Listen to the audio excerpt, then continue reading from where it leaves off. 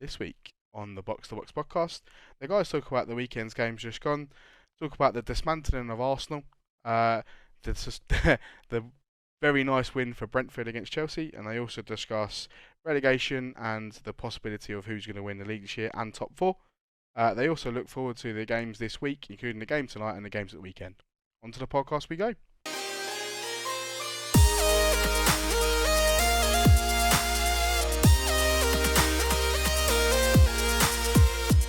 Hello, and welcome to the 18th episode of the Box2Box podcast. If you haven't had a chance to watch last week's, please go back and have a watch of it. It was a very long one, we do understand that, but we had a very, very, very long discussion about what's going on with Manchester United in terms of the squad, the new manager, new transfers, everything along the lines of that's going to happen this year for them. We also did like a stay and go list who we thought we should stay and who should go. So if you haven't had a chance to listen to it, please go back and listen to it now. On today's pod, I'm joined by Rez. How's it going, mate? You alright? I'm good, thanks, bud. How are you? Yes, I'm not too well, thank you, mate. Not too well? Jesus Christ, mate. It's been one of those days. I think I spoke to every single man and his dog today. So I'm not too well, thank you. I'm not too... Oh, Jesus Christ. I'm well, thank you, mate. I'm good. Let's just put it that way. Alright. Cool. Right, so it was a busy weekend, to be fair, football. Everyone playing. We'll start off with the first game on the Saturday, Liverpool versus Watford. The early kick-off, I believe. Liverpool winning 2-0. Do you want to kick us off with Liverpool? Yeah, I can do. Obviously, important result, especially considering they were kicking off first at the weekend. Obviously, put some pressure on City. Was it the first time they've gone top of the league for a while? It is, yeah. So it was a big opportunity for them, and they looked reasonably comfortable. Watford did cause some issues, certainly more than Burnley caused City. Definitely. So they did have a bit of a go, but then they've got tricky players, right? Watford, they've got some really good players in that team, so you'd expect a little bit. Alisson made a really good save as well. Well, I say really good save. It was obviously straight at him, but maybe should have done better. But yeah, it's good result for them in terms of title challenge and everything. Efficient. They did what they needed to do. Thiago was excellent in that game. Really, really good. Yeah, and he is. Gomez at right back. He did look very good, didn't he? Delivery and everything, unbelievable. I was watching it and I'm like, that's an unbelievable cross. It's like, you know, Trent's playing really well. And I'm like, that's not Trent Alexander-Arnold. So he hasn't got the hair. And then it was like, oh, and I had to look it up. I was like, shit, it's not. I couldn't believe it. Like the delivery was unbelievable. Like quite a few times as well. So it was a good result, big result for Liverpool. So you say Watford gave it a go, but there wasn't much. They didn't offer much. A whole lot, no. No, I think maybe if they take that chance at 0-0, I believe it was 0-0, wasn't it? When their player was through on goal and he's hit it straight at Alisson. Or was it 1-0? It was either 0-0 or 1-0. Yeah. It would have made it either a draw or Watford winning. Might have changed the concept of the game. Liverpool got a score, maybe, and then in the second half they also had another opportunity to score and didn't. I can't remember. It was their left midfielder. They cut it inside to him, and he just had to slot it in the far post, and he slotted just wide. Yeah, just inside the box, left hand side. Yeah, it could have been maybe a little bit different, but I think it'd have been harsh on Liverpool if Watford would have got anything from that game. Yeah, Liverpool did what they had to do. They're a machine at the moment. They're just relentless. Yeah, no, they were. It's going to be an interesting end. Obviously, this Sunday. Massive, but we'll get onto that obviously later on. Yeah, we will do later on, yeah. So I don't think there's much else we can add to the Liverpool game, in all honesty, unless you want to add anything more. No. We'll move on to the game that put me to sleep this weekend. Brighton versus Norwich, 0-0. Huh. Do you want to go? Yeah, I mean, typical Brighton, really, wasting a lot. Norwich defended well. They were very resolute in defence. But Neil Maupay is a clown, an absolute joke. I mean, I don't like him anyway. I don't like his attitude. I've not liked him for a long, long time. Yeah. And I just love seeing him not do well at all and waste chance after chance. The penalty side, hilarious. So yeah, obviously, Watford, Norwich had a couple of chances, nothing major. Brighton will feel hard done by, but that being said, it's just typical Brighton. They've had an unbelievable number of draws so far, 13 draws. It's the joint highest in the league with Palace so far this year. That's now 5 games, at least 5 games without a win. They're in really poor form, Brighton. I was with a couple of Brighton fans last night, and they had the audacity to ask me how United were doing in the Champions League. And I was like, "Are you being serious?" But then again, what you've got to realise, mate, is half these Brighton fans are genuinely Chelsea, Liverpool, and are Chelsea and Liverpool fans. So their club is still in the Champions League, and their second club, Brighton, that they say they support, when really we know that when you was a child, when you had childhood friends and you had them around your house, they had a Chelsea top on. It was different when Brighton were in League 2 and League 1. They didn't want to support them, but now they're in the Premier League. They're like, oh yeah, let's get behind the local team now. Oh, I can't believe you lot don't support your local team. Oh, really? Yeah, really? You weren't saying that with Dean, were you? What I would say is, obviously, they lack what everyone's seen and everyone said they lack, which is a finisher. If they had a goal scorer, they'd be much, much higher in the table. They do play some really good football. You've got to give them credit for that. Trossard was very good for them as well, but just let down by an inability to finish yet again. Yeah, I mean, I feel they're very lucky that they have the points that they have. If they, I know it's ifs and buts, but if they had 10 points less, I'd genuinely say they're favourites to go down. It'd be between them and Everton. Yeah, well, because they should be incredibly grateful to their early season form. Yeah. Because they looked like a team early doors. Now Brighton fans, one of the Brighton fans was like, "Oh, it's only been since like January they've been poor." No, it's been longer than that. I think it's pretty sure it dates back to about November. Yeah, so I was gonna say I think it was November. And so up to that point, they looked good. They were scoring goals, they were winning games, and then it's just all fallen apart. Now, obviously, they went on that run where they just drew everything. But in their last 5, they're losing a lot. And yeah, like you say, I think that they've got a buffer, and I think they're incredibly grateful for that buffer, because if they hadn't, then yeah, they'd be right in it and they'd be staring down. Yeah, they'd be staring. I feel really worried for them for next year. Even though it doesn't really bother me that much, to be fair, about Brighton. But for all be it said, I think what's his name's go the centre midfielder. Name's just got off my head now. Basuma, that's it. He's going this year. He doesn't look like he wants to be there. He's going. I've got a feeling Lamptey could be on his way out as well. Which is their 2 best players by a country mile. Yeah. And I think then if they lose those two, good players. They have got. I mean, Trossard. I think Trossard's a very good player as well. Inconsistent, but he's good.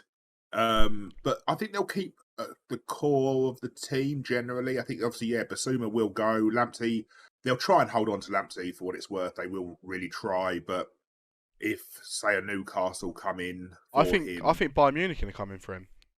Oh, are they? That's what it looked like. Rumour? Yeah, that was the rumour. Bayern Munich were coming in for him. So I think if Bayern Munich come in for him, he's gone. You don't turn Bayern Munich down to stay at Brighton, really, do you?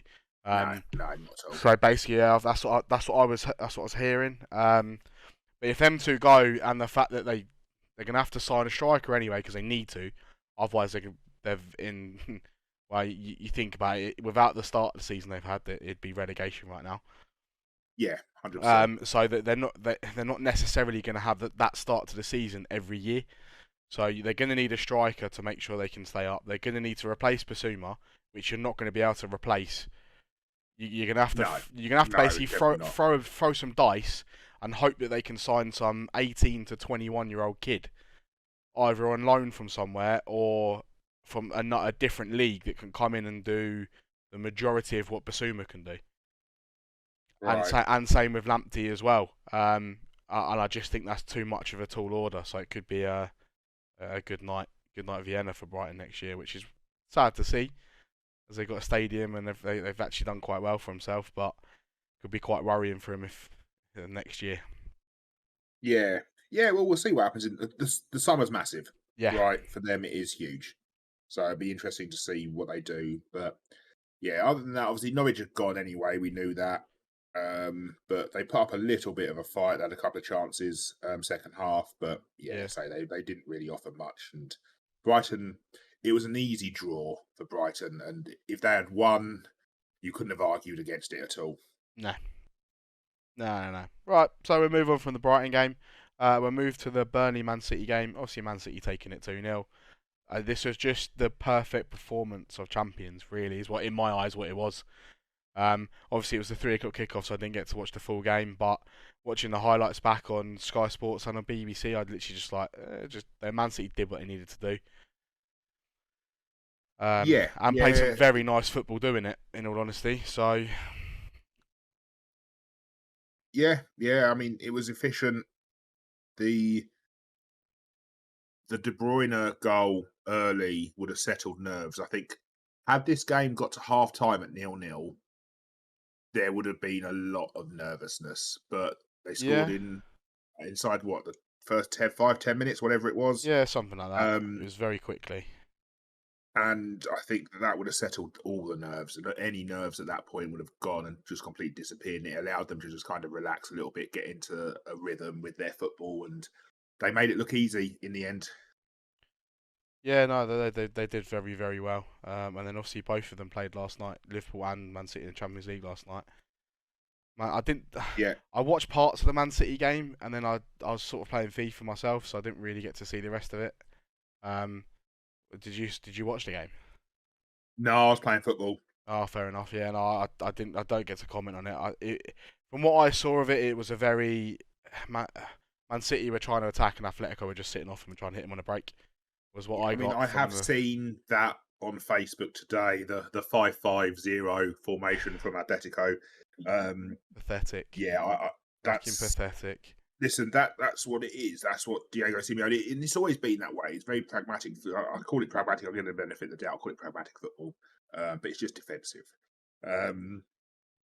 And yeah, obviously, the problem they have now is had they got a 0-0 out of that, then you think, okay, yeah. But I think the fact that City did score means that actually, I think that tie is over now because they're going to have to score, and it's going to open up a little bit, and I think City will just turn them over. Yeah, I think Pep knows how to play Atletico. He's normally been very good against them. Yeah, he's had enough experience and so I think that ties over as well. Anyway, we'll go back to the Premier League fixtures of the weekend. We'll go to the one that I genuinely shocked me quite a lot. Obviously Chelsea Brentford, and Brentford winning 4-1. Do you want to go? Try and dissect this game? Yeah. I think, look, Chelsea, it's hard to know exactly what happened. I think that Tony and was it Mwebe? Remo, that's it, caused the Chelsea defence loads of issues, non-stop issues. And Eriksen was unbelievable. Oh, he was class in this game. He was absolutely so good, incredible. Yeah. You just got to give credit where credit's due. They were just very, very good, very efficient. Brentford. Obviously, no one expected it. No, there's no way anyone expected that result. Chelsea don't concede many goals, so to concede 4 against a team like Brentford is huge. I don't know why. I think, again, it's one of those where it's the next game that counts, right? You see how they react, how they respond. I'm talking about in terms of Premier League. I think you'll see whether it's just a blip. It's just one of those games because every team has them, right? Every single team has games like that where nothing goes for you. Havertz, obviously, he did get a second. It was 3. It would have been 3-2 at that point, I think it was. But obviously, he did handball it, although he tried to tell the ref he didn't. But I mean, I don't know why you say to the ref, "No, I didn't handball it," when you know you did, because just make yourself look an idiot because VAR are going to look at it anyway. Yeah, I don't know why Lukaku didn't start, but I don't think he would have made a difference anyway. It makes me laugh. Everyone comparing him at the start of the season to Cristiano Ronaldo. Oh mate, it's That made absolute me jokes. laugh. Honestly, it's hilarious. The fact that Chelsea actually thought they were getting a player in Romelu Lukaku I mean, is I've got a hilarious. few Chelsea friends, and we were laughing our head off saying what Lukaku is, and I can't believe you still signed him after what he did to us, what he was like for us. Like 21 odd games against the top six and scored 1 goal. It's like he scores against teams in Italy, but they wouldn't make the top half of the Premier League. Half the teams he's scoring against, they wouldn't make the bottom half of No, the Premier League. Half of them. Like they go on about the Italians being very good defenders. Yes, Bonucci is, Chiellini is. Doesn't mean to say the people at the bottom of the Serie A are very good defenders. yeah, no, yeah, I mean, I don't want to say it was a waste of money because I think that again got to give him some time. But the fact that he's been in the Premier League before and everything, on the face of it, he looks like an absolute massive waste of money. He wasn't the player that they wanted for what it's worth. They wanted Haaland, right? They just couldn't get him. But yeah, I'm not sure why he didn't play. So obviously it meant that Havertz was playing up top again with Werner and Ziyech off of him. Ziyech's been okay. Werner, again, is just another waste of money. Just looks devoid of confidence. He had a chance again in this game, and yeah, it just wasn't great. Raya did well again, though. What I would say is he's a very good goalkeeper, actually. He's made some really top Yeah, quality it wasn't saves. too bad, to be fair. From the couple of saves that I saw him make, he was actually quite good. Yeah. And he's been like that quite a bit, actually. He's done that quite a lot this season. There's been a few times where he's on my list of Goalkeepers to put in. Yeah. Yeah. No, I do know what you mean.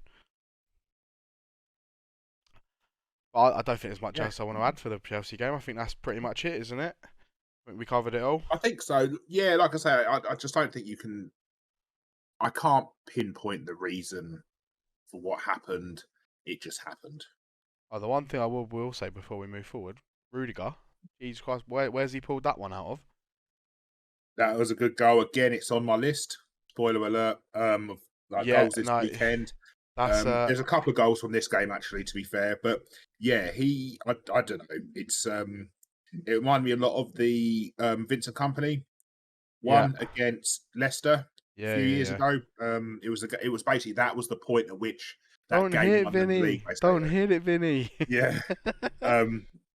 So yeah, it's a very, very, very good goal.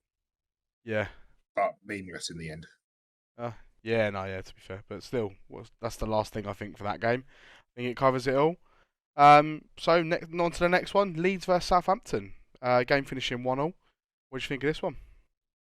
You go first, mate. You take this Leeds, I actually have been very surprised with Leeds since their new manager's come in. They haven't been looking too bad. The one thing that still is a worry for me about them is that they just still can't finish the ball. They have so many chances, and they just don't finish it. Like the ball just flashes wide or just flashes over, and you think in this game they had like 3 or 4 chances at 0-0. Genuinely, if all 3 of them go in, you're like, yeah, they could be 4-0 up, and you wouldn't be like, oh no, they didn't deserve that. But they just don't seem. The ball just doesn't seem to go in. Just seems to like trickle in. The goal they scored was like ball gets whipped in and he's like just hit it down into the ground like hoping it's going to roll into the corner, and it did just trickle into the bottom corner. And you're like, okay, fair enough. Like that goes in, but then they whip the ball in for their striker to have a header, and it will literally miss the crossbar and post joint by about an inch. But yeah, I thought they did quite well. Ward-Prowse, Jesus fucking Christ, another free kick flew into the top corner again. Yep. Wow, what a fucking free kick. He's already gone past Beckham, isn't he, for the number of free kicks scored in the Premier League. He's got the record. Is he? Oh yeah, he's got the record for the most number of free kicks, and it's his free kick taking is just it's unbelievable. Yeah, dead ball situations. I think he's one of the best in the country at free kicks and corners as well. Some of the corners he puts in are fucking ridiculous. But yeah, apart from that, Southampton, if I have a striker, maybe they win the game. there was a couple of opportunities they had, and I was like, just finish. Oh no, he's kicked it straight to the goalkeeper, or he's put it wide. And I thought they could have maybe snuck it right at the very end. Maybe that's a bit too harsh on Leeds, but maybe Danny Ings still plays for Southampton. Maybe that's a goal. Maybe he scores a goal in that game and they win that game 2-1. I thought it'd be very harsh towards Leeds, but yeah, that's how I saw it. What about you? Yeah, it was a good game, entertaining game. Yeah. Both teams gave a go of it. Both teams had chances. Good goal from Ward-Prowse. Leeds, a bit wasteful. And yeah, it was just, I thought that the Southampton centre-back, Salisu, played a very, very good game. And obviously, Ward-Prowse, dead ball, unbelievable. But yeah, it was actually a really entertaining game, although obviously finished 1-1. It was a good game. Yeah. Good game of football. Enjoyed it. Game of football. And Leeds have stopped leaking goals now. Yeah, which is huge. Which is massive for them. Yeah, massive for them, and they've stopped leaking goals. What it seems like, anyway. We'll see what it's like going forward in terms of the run-in now, as it gets to the important games. But that's what it seems like. Yep. So that game covered, we move on to the last 3:00 kickoff, I believe. Wolves versus Villa. Wolves winning 2-1. Go ahead, pal. Talk me through it. Yeah. Quite a tight game. Pretty even. I felt the goals were okay. I just thought that it's one of those that it could have gone either way realistically. Yeah. And it went the way of Wolves, but like I say, it was one of those. It was an interesting game, entertaining game. I feel like both teams blow hot and cold, and Wolves just blew hotter on Saturday. Yeah, I think that's a fair assessment. Like I say, I think that it was an even game. It was very, very even. It could have, like I say, it could have gone either way. And it's obviously Villa will look at the Ashley Young own goal and go, well, if we hadn't scored an own goal, yeah, but it's but some maybes. I think if Villa had won, you'd be like, okay, well, Villa won, Wolves win, okay, well, Wolves won. It was one of those games, to say literally. It's a 50-50 and Wolves came out on top. And Wolves came out on top, yeah. I think that does everything really. That game, I haven't got anything. The Wolves penalty, the Villa penalty. I want to discuss that one before we go forward. What's your view on that? Don't know if did you remember the incident? How they got it? No. It was like Ollie Watkins. I believe it was Ollie Watkins. Like tapped the ball past the goalkeeper, and the goalkeeper was standing there. Watkins ran into the goalkeeper, went down, and they gave it as a penalty. Yeah. It's look. It's a. Is it a foul? It's difficult because Watkins is not in control of the ball, right? The likelihood of him getting around the goalkeeper and finishing and that getting ball. onto the end of that ball, yeah. But then on the flip side, I guess the argument would be, well, he doesn't have to take that heavy touch that he played, try and knock it past the keeper if the keeper's not there. But then the keeper has to go for it. But the thing, what I didn't understand is to me, the goalkeeper doesn't actually move towards him, yet Ollie Watkins moves towards the goalkeeper. Then how can you? It's like he's ran over his leg and blamed the goalkeeper for it, and says a pen. That's the way I was looking at it. I was looking at it and I was going, how can you call a pen for something when the strikers run into the goalkeeper and you're blaming the goalkeeper? Surely that's the striker. No? Or is that just my thinking like that? That's the way I saw it. The thing is, the keeper doesn't necessarily. I don't think the keeper necessarily has to go toward the player for it to be a foul necessarily. I think that obviously Watkins has gone to knock it past him to get round him to give himself a goal scoring opportunity, and the keeper's basically denied that by physically being there. So I think when you look at it from that perspective, it probably is a pen. But it's difficult because the keeper didn't actively go out to take out Watkins and everything, but the keeper's gone for the ball. He didn't get the ball, so I think you could I think it'd be harsh to take it away from Villa, because I think the ref gave it, didn't he? It wasn't VAR. The ref gave it, Yeah, the ref gave it. And then obviously VAR aren't going to overturn that. VAR ain't overturning anything, are they? Really? They're scared to go against any ref decision. Yeah, a little bit. So yeah, okay. So that covers that game then. We'll move the last one of the Saturday, the testimonial game, which was United versus Leicester, finishing 1-1. Do you want No, not really. You're gonna make me, aren't you? Really poor game from two pretty poor teams.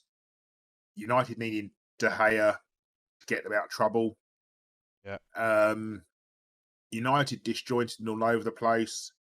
Leicester would rightly feel hard done by, because I think McTominay should have been sent off. And I don't think there's much else to say. I think that on the balance of the game, Leicester deserved to win, in my opinion. United were really, really poor. It's more of this players jogging, not running. Again, I don't know if it's just a bias I got against McTominay, but he seems to do it a lot more than a lot of others. Just kind of watches the game go by. Decent goal by Fred, but yeah, it was a poor game of football, and say Leicester should have won it, in my opinion. Yeah, they'll be kicking themselves off for that game. In all honesty, from watching it, they'll be sitting there going, "How the fuck have we not won there? How the fuck have we not won that game?" That's what I'd be saying anyway if I was sitting in that Leicester dressing room and I was Leicester player or staff. Yeah. How have we not won this game of football? We should have easily won this. This is the worst Man United team I've seen in a long time. Yeah, definitely. And it's definitely worse since Fergie left. Even under Moyes, I don't think the team was this bad.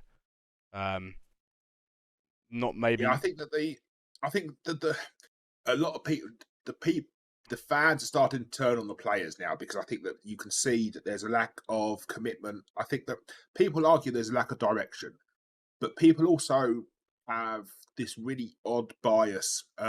Rooney the other day, saying that United should build around Sancho, Rashford, Jesse Lingard, and Scott McTominay.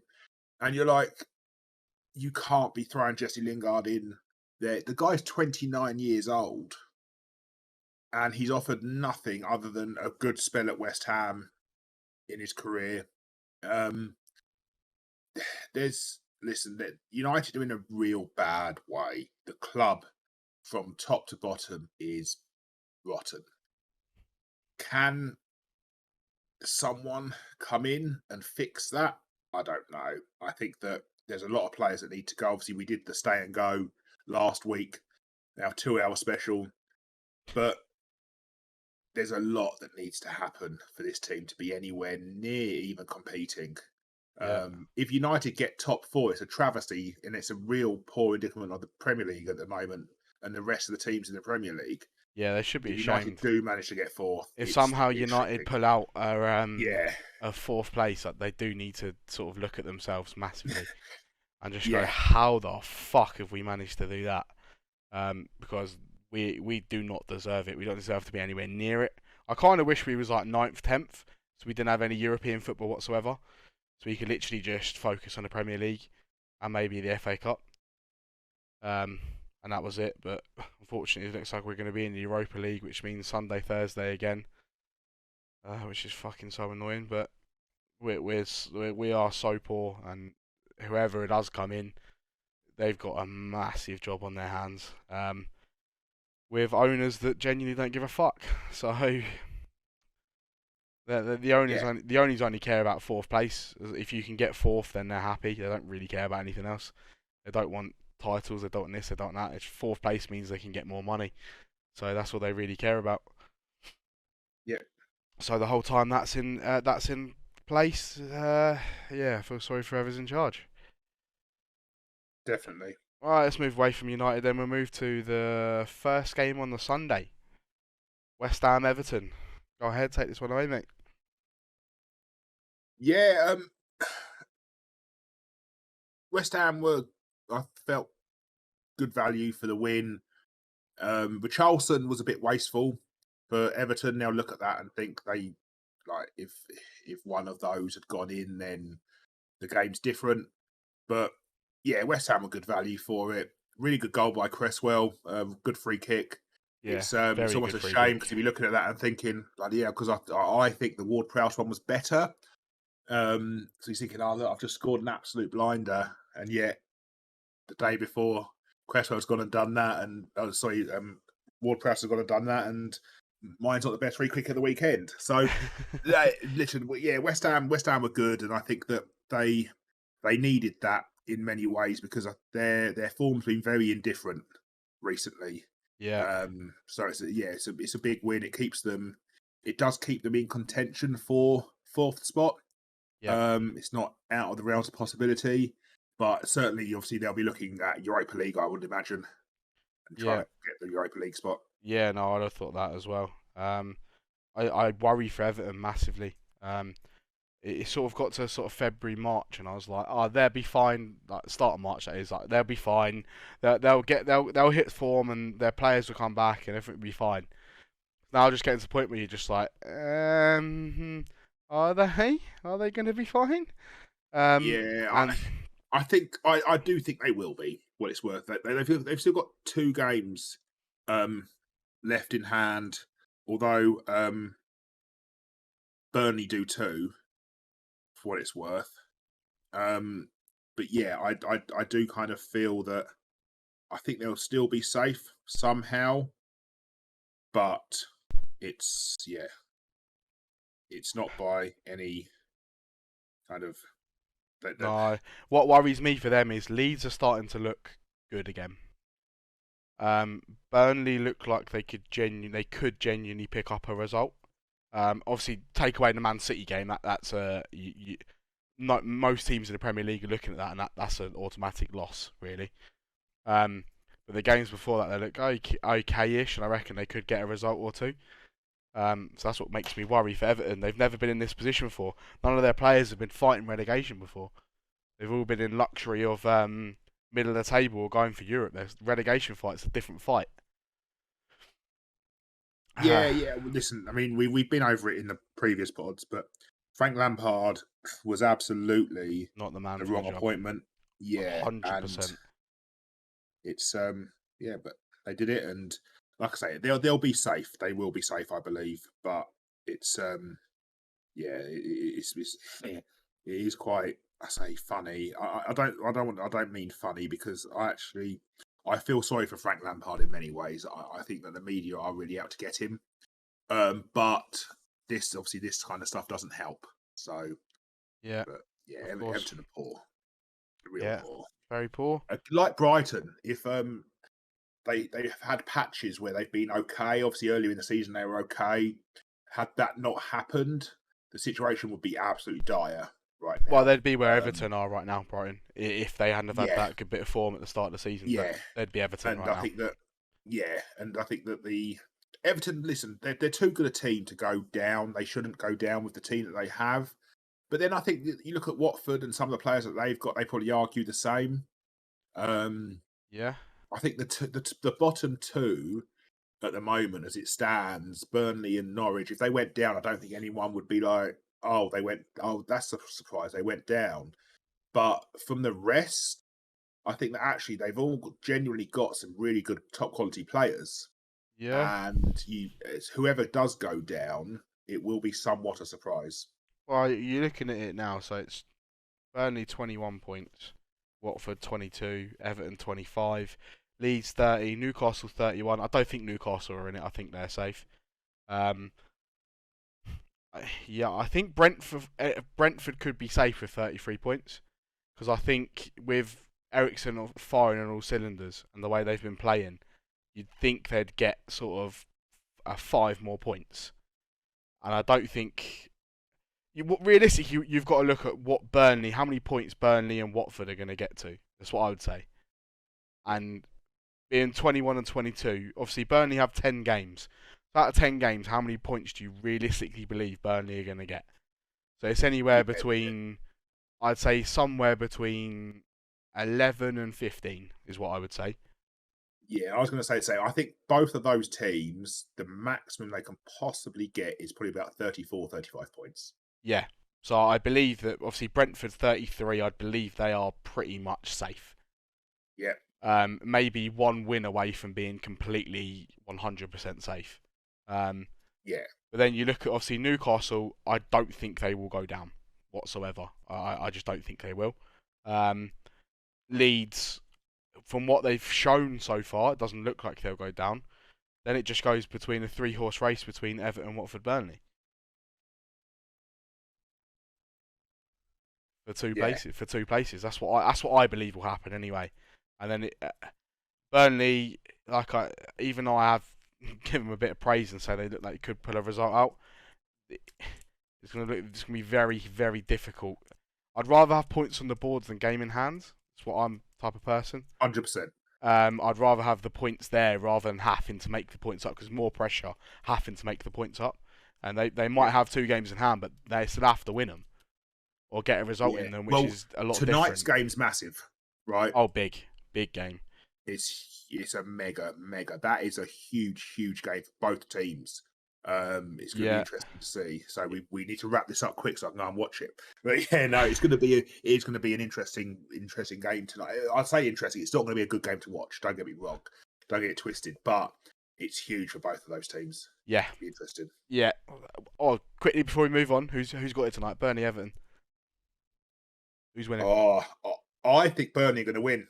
Yeah, I think Burnley are going to win. I do as well. In all honesty, I think that's going to put Everton in a relegation zone. Almost. I think it actually does put them in a relegation zone if they win it.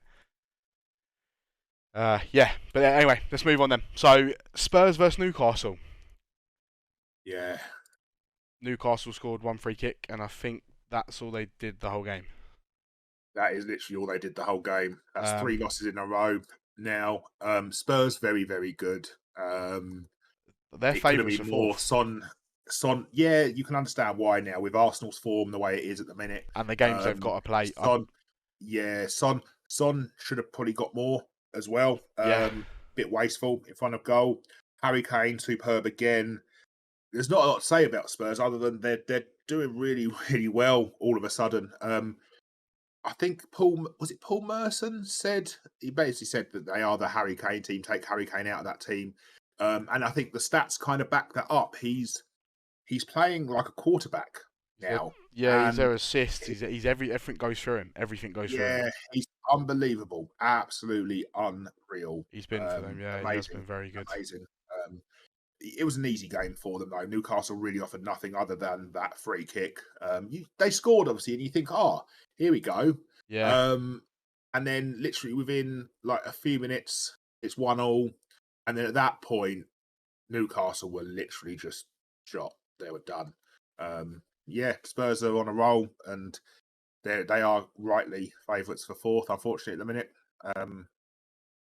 I don't know who my favourite for 4th is. I wouldn't like to call it. I think all of these teams in the running are that's my call for capacity.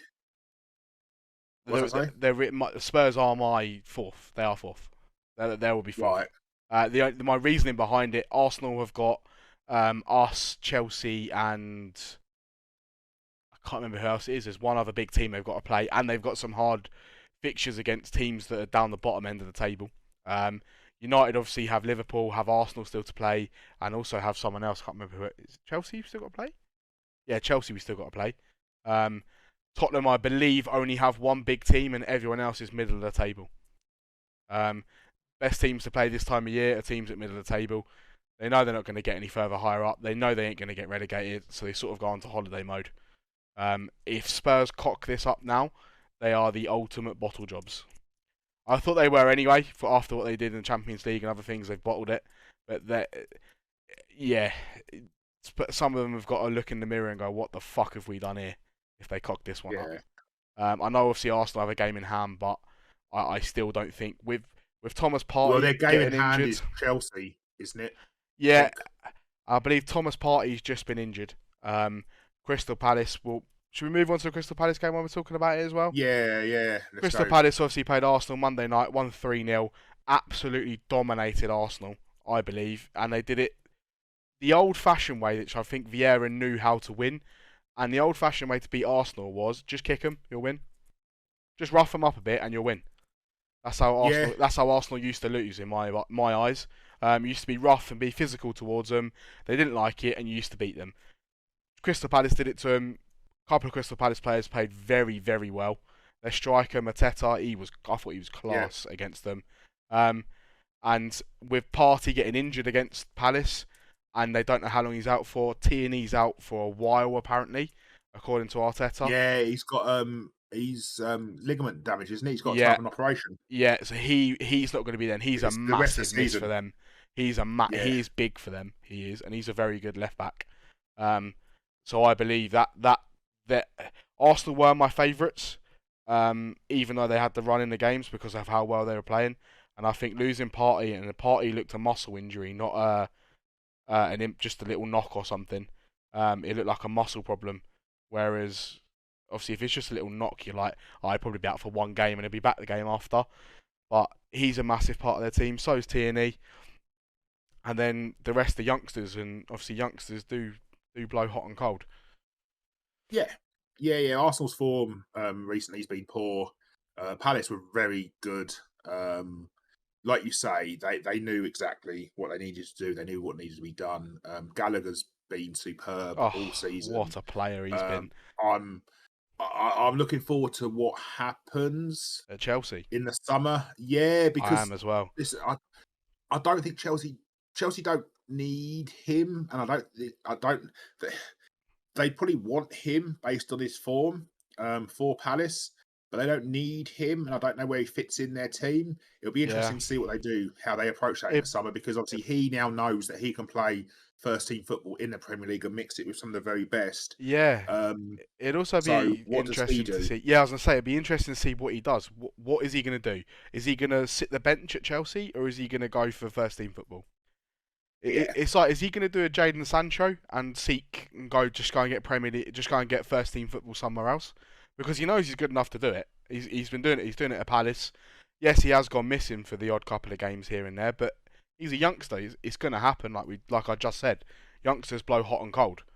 They're normally hot for 2 or 3 games, and they will have that one game where they're just not at the races. A key example of that probably would be Alanga at the weekend. Alanga's been very good for United, and at the weekend he just wasn't there against Leicester. Yeah, and that's what Gallagher's like. He's very, very good for 2, 3, 4 games, and then one game he has an off game, which is understandable for a youngster. But like you said, that's a lot of the Palace team as well, to be honest. But you're right. It'll be interesting. But he could fit in somewhere like West Ham or something like that easily. Oh, definitely, yeah. But back to the Arsenal game. Palace looked very good, and I don't want to take anything away from them and say Arsenal looked very bad. I think they did the game plan to the 100% of what their homework was, and pulled up a very nice win. Yeah, definitely. Right, if that's everything for the Arsenal game, we've covered the weekend. I think so. Yeah. So we move on to, what do you want to do? Goal of the week first or team of the week first? Should we do goal? Let's do goal. Goal. Yeah. There's a couple that I've got on here that I've got my list. Yeah, I've got 4 on my list. Yeah, I've got obviously Ward-Prowse and Cresswell. They were both obviously 2 free kicks. I had Rudiger's strike. Yep. I don't know the player's name. I couldn't get him. The Brentford goal, I don't know whether it was the second or the third, where he dinked the goalkeeper. No way, mate. The 4, is that your 4 that you've got on your list? Yeah. Exactly the same 4. That's what I had. That's my 4 on the list. And I said, exactly the same. My 4. My fifth one was, if possibility, Kevin De Bruyne's, just because of the play that Man City did leading up to the goal. Was beautiful, of Rodri knocking it out wide, Sterling bringing it down, giving it to De Bruyne, and him rifling it into the top left-hand corner was beautiful in terms of football-wise. But the goals, the 4 that I've said, were wow. And if I had to pick it, it'd probably be Brentford's the Brentford guy's second, whoever's Brentford's second goal. It was third. It was Jan out. Jan out. That's it. His third goal. That goal was beautiful. Yeah, it was really well worked and an unbelievable, really, really solid finish against someone who is a very, very good keeper. Probably the guy who's been the best goalkeeper in the league this year. Yeah. Obviously, I mean, Arsenal might argue Ramsdale, but I think that Mendy, on a whole, has probably been the best goalkeeper in the league. And yeah, that finish was filth, and the build-up was unbelievable. Yeah. I mean, I've gone Ward-Prowse. I love a free kick, top corner. I just love it. But yeah, Jan out is, say, the four I had: Rudiger, Jan out, Ward-Prowse, and Cresswell. Yeah. And I went for Ward-Prowse, but I can completely appreciate and I respect the fact that you've gone for. No, I can understand why you said Ward-Prowse. It was a fantastic, well worked goal with a really beautiful finish. No, it was a nice week for 4 or 5 very, very good goals to appreciate. Yeah. Especially when it's not against United, so I can appreciate him even more. You're a neutral, so you're like, oh, that was a good goal. When it's a wonder strike against United, you're a bit like, oh shit, what a fucking goal. But you're like, oh my god, it's against United, for fuck's sake. Yeah. But anyway, yeah. So that does our goal of the weekend. We'll move on to team of the week. 4-3-3, yeah? Yep, I've gone 4-3-3. Right, my goalkeeper, I put Alisson for Liverpool. I had a struggle at goalkeeper this week. Alisson for Liverpool. Very hard, obviously. I put Nick Pope as a special mention because he pulled off some very, very good saves in that game, but I can't put a goalkeeper in that lost 2-0. Right. What have you got? De Gea. De Gea? Big Dav? Yeah. I put Raya as well. Brentford goalkeeper. For Brentford, yeah, he made a couple of good saves, but De Gea kept you like. Listen, United lose that game without De Gea in goal. That save from that header. I've gone for De Gea because the only thing I'd say, like, with Alisson, the only save I really remember him having to make was the save that kind of like it was coming from his right hand side and it's gone straight at him. Basically, obviously he come out quickly and he did make the goal smaller. He made the target smaller, but that was the only real big save that he made. And the De Gea save was superb. So I'm going to go De Gea. Fair enough. I'll let you go first on the back four, right to left. Yeah. So Gomez. Yep. Anderson from Palace. Yep. Van Dijk and Robertson. Fair enough. I've gone Gomez, Janssen for Brentford, Anderson and Cresswell. Okay. Midfield 3. Do you want me to go first? Go on, you go first. You go first, mate. Yeah, I did defence first, so you go first, bud. KDB, Kevin De Bruyne. Christian Eriksen.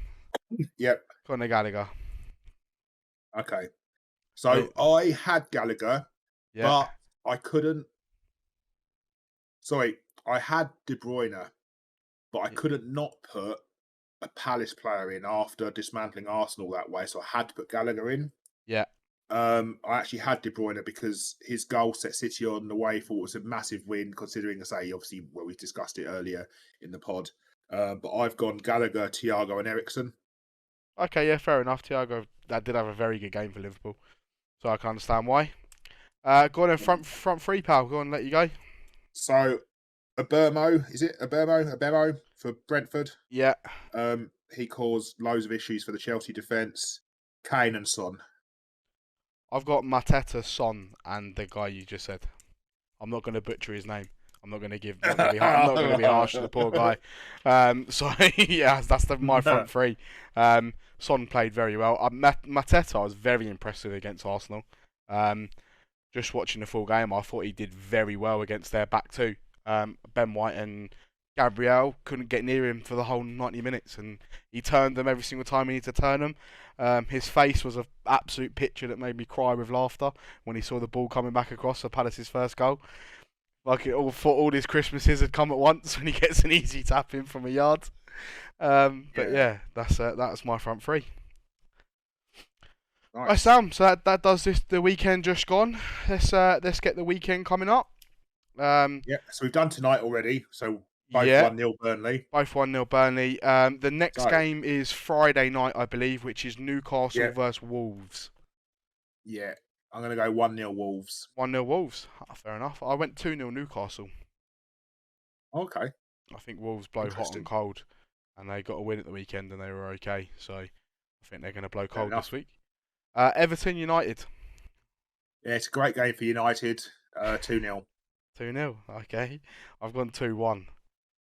We can't keep a clean sheet to save our fucking lives. Arsenal versus Brighton. Yeah, this is 1-0 Arsenal. I've gone 3-0 Arsenal. Southampton Chelsea. 2-0 Chelsea. I've gone 2-1 Chelsea. Watford versus Leeds. 1-0. 1-0. I'm saying 1-0 Leeds. Villa versus Spurs.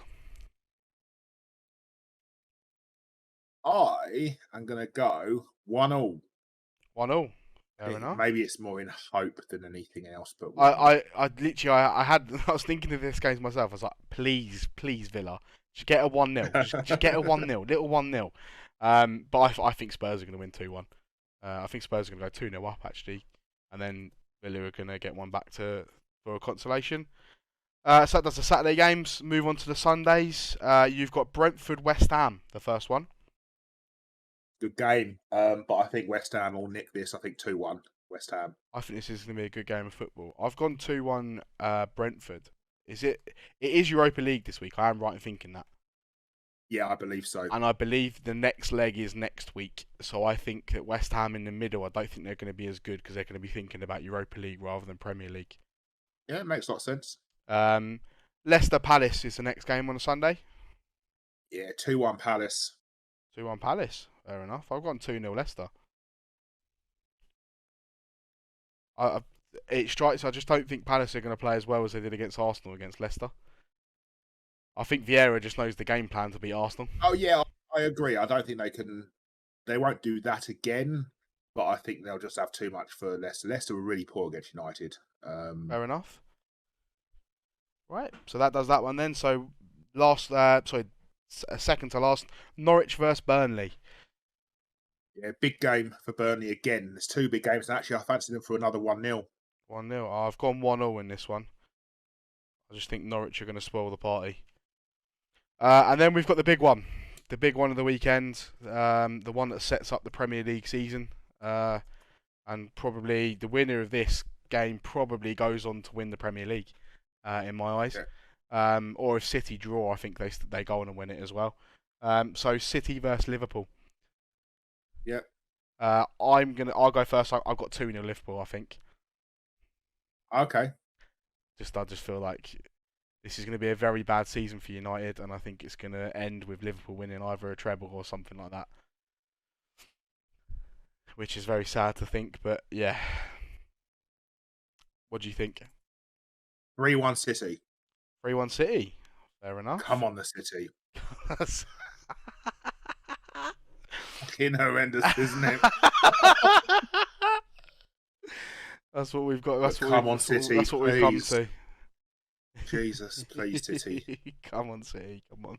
The thing is, because City could win a treble and I still wouldn't give a shit. But if Liverpool win a treble, I'll be fucking fuming. I'll be devastated.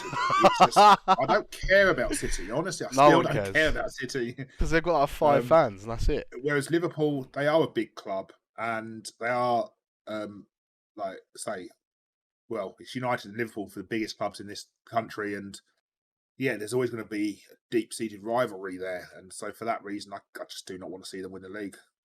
Or anything, really. Yeah, right. So that covers this weekend then, pretty much, this weekend coming up. Yep. Just a second.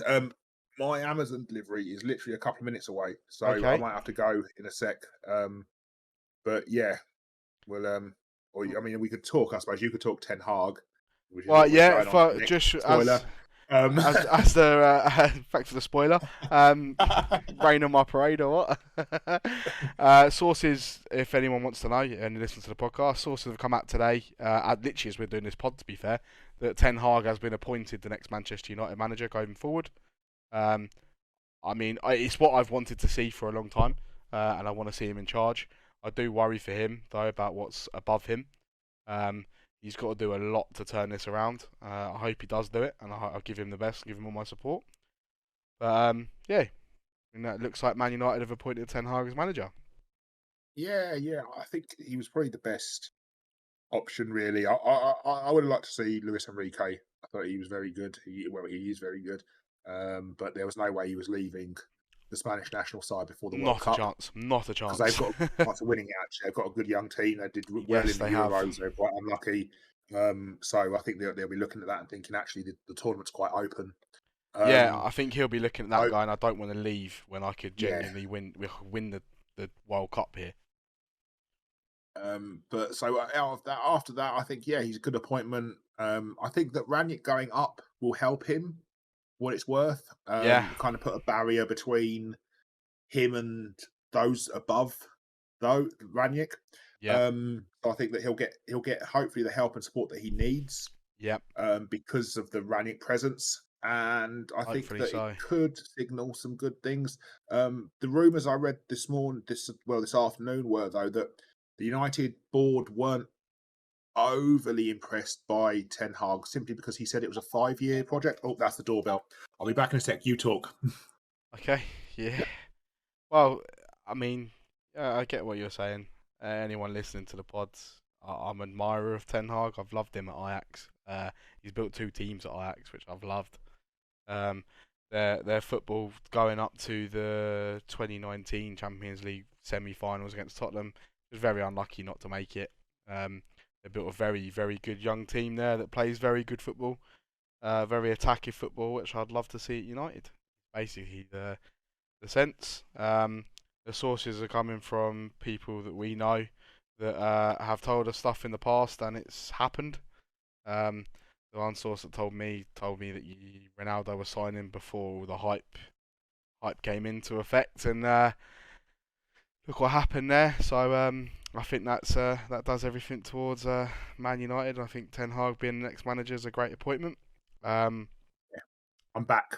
So even though it is a 5-year job, in all honesty, if you look at it, it's not a quick fix. And if they genuinely think it's a quick fix, then they're living in fucking cuckoo land. Ranić came out and said United's problem are they sign players that are not what they want. They just sign players because of their name or their ability, what they think is going to be good, but it doesn't fit with the team that way. Well, it comes back to this the identity thing, right? I mean, Gary Neville's been driving people mad with like the Man United way because it's a load of crap. But the team has zero identity, and with Liverpool, Liverpool, perfect example because, like United, they went through a real period of basically winning not a lot. They were always there or thereabouts, right? And United are still, what it's worth, there or thereabouts. And they can still cause people problems. And obviously, I mean, the Europa League was 4 years ago now, wasn't it? Whatever. But so we're not that dissimilar to Liverpool. Obviously, we didn't win the Champions League.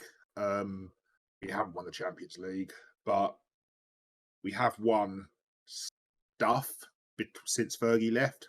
Not a lot, but bits.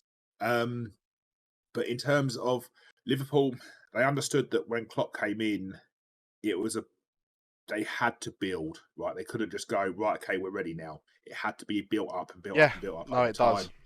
And with that, when you look at United, it's the same. But the one thing Liverpool had in Klopp was an identity. Knew exactly how they wanted to play football. Look at United. We went from Moyes to to Giggs to Van Gaal to Jose to Carrick. No, sorry, to Solskjaer to Carrick to Ranić. Now you tell me what those 7 people have in common in terms of their one of them. Their style of all style of football is different. Moyes is gritty and just try and win the game, see the game out. Van Gaal was try and play beautiful football and keep it on the floor and pass teams to death. Mourinho is very get 1-0 up and then defend it for the rest of the game. Yep. Solskjaer hasn't got an identity. He just genuinely was like, "Yeah, you'll be fine, players. You'll be fine. You just keep going out there. Go out there. You'll be alright, Yeah, mate. You'll be fine." And then Ranić he's only there because of. I'm not counting Giggs. I'm not counting Carrick. They were there for. Giggs had 3 games. Carrick had 3 games. There's no point counting them. Ranić, there's not really much point in counting him either because he's only there on an intern, and no one's listening to him at all. You can tell that every single game we play, he goes out, gives them instruction, they don't listen, and even he says it sometimes in his post-match press conferences, like, "I'm giving these players instructions, just not doing it." yeah, Which I understand. Like they're looking at it as if to say, "Well, you're not going to be here next year." When they don't realise he is going to be there next year. That's because he's not going to be manager. Doesn't mean to say he's not going to be at the club. Um, and he'll be telling the new manager exactly what you're like. yeah. But yeah, anyway, that covers the news of a spoiler to everyone that Ten Hag is likely going to be the next Manchester United manager. And I think that does it for this pod, guys. It does. Yeah, thank you very much for listening with us. I hope you liked it. If you haven't, we don't really care anyway. If you'd like to, please like and follow on our socials. And give us a little thumbs up on YouTube. We're on Spotify as well. If you want to listen to it on there, please do. Comment on any of our videos or message us on our socials if you want to join the podcast yourself. We'd like to have some different fans on apart from mate, play it, Army. It'd be nice to have some different fans of maybe lower league teams or even teams that aren't in the Premier League. If you support anybody, please, we'd like to have you on and like to get your view on football, and we'll give you a little grinning about the reason why you love your team you support, what your favourite football memory is, just stuff along the lines of that. And thank you very much for listening, and we'll speak to you next time. Yeah, take care. Bye bye.